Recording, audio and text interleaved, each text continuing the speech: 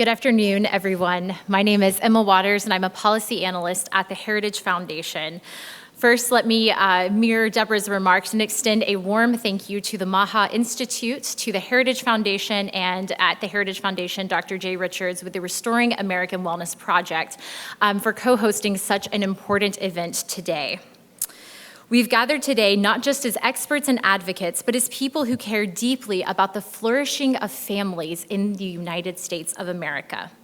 And on a personal note, I want to thank my mother for coming into town this week. She's caring for our 2-year-old and my 6-month-old.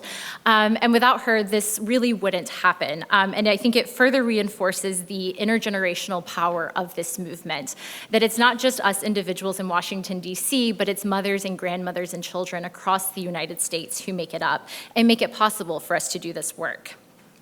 It is no exaggeration to say that this is a historic political moment. For the first time, the White House and top political leaders are directly spotlighting family formation, real reproductive health care as national priorities.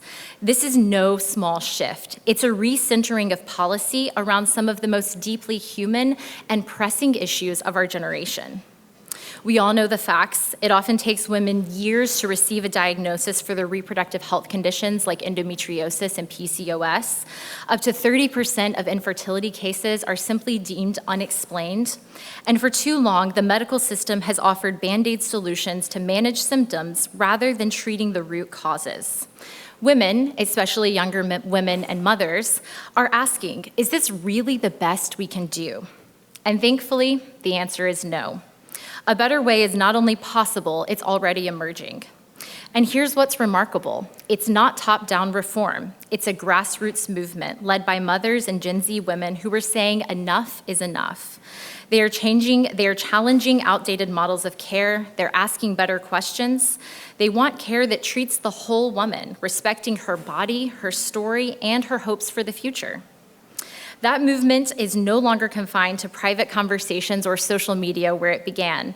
It's taking root right here in Washington, D.C., and it's beginning to reshape how our country thinks about women's health, infertility, and the family.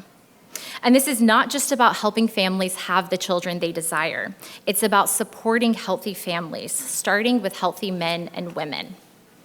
Now it's time for a new women's health movement, one that draws on all we know about the incredible design of the female body and the tools of modern medicine to support fertility and reproductive health, not override it.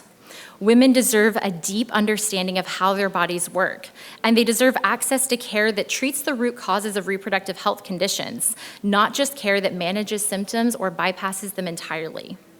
In this new world, innovation must serve, not replace, the human person.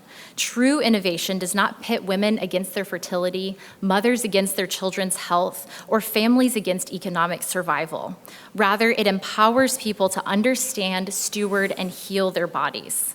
And that's the promise of holistic fertility care that we are discussing today.